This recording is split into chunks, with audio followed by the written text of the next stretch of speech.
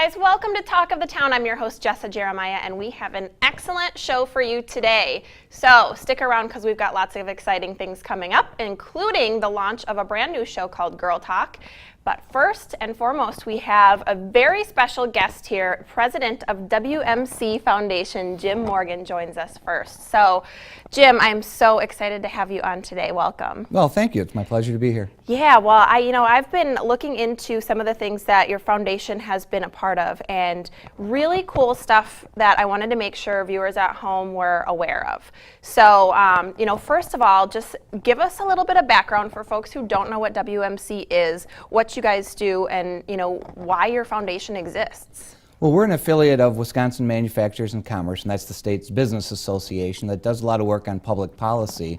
But our foundation is really the long-term approach to all that. We're constantly looking 15, 20 years out to see what's it going to take to make Wisconsin an even better state.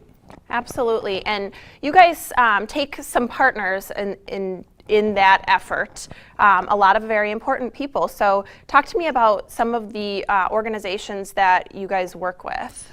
Well, we really are all the way across the board. I mean, we work with teachers and students, and we have programs for them on economics and business. We work with the university system and the tech colleges and the private colleges about preparing people for the workforce. We've got companies all over the state of Wisconsin with us. And we work with a lot of foundations that have common purpose in terms of what can we do in Wisconsin to make this an even greater state. Yeah, absolutely. And we recently had Wisconsin Business World on, and very, very cool stuff. If you guys remember, Steve Benchwall was here, and just one example of some really cool things that you guys are involved in, and ways that you are making Wisconsin a better place and getting folks involved. So tell us a little bit too. You guys are working on so many projects. If you guys aren't aware that these guys are up to a lot of good things. So talk to us about one or two maybe very important things that you're working on, or maybe what's the most important initiative right now? Well, I think there's a few things going on. One is the workforce. We're spending an awful lot of time with parents and kids and teachers trying to explain to them where the jobs are in the future, so that when they do go to a 2-year technical college or a 4-year institution, when they're done, they actually have a job and something to do. We work with all the local chambers of commerce around the state as well, helping them build strong communities. And right now we're trying to put together a 20-year strategic economic plan for the state of Wisconsin, which is a pretty large undertaking, and we're doing that with the university system, the tech colleges, and the Economic Development Corporation in Wisconsin. Absolutely. So we're glad that you guys are thinking about the long term.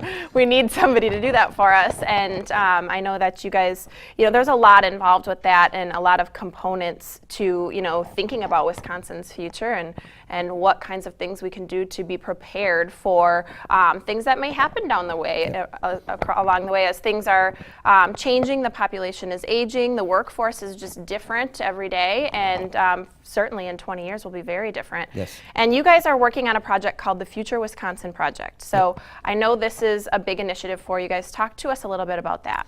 Well, you just touched on probably the biggest issue that we have facing Wisconsin. In the next 25 years, we'll double the number of people over the age of 65, which is nice that we'll have grandma and grandpa around. But it also means we're going to have a lot of people that are going to need more services. And unfortunately, we're not replacing them in that 18 to 64-year-old age group.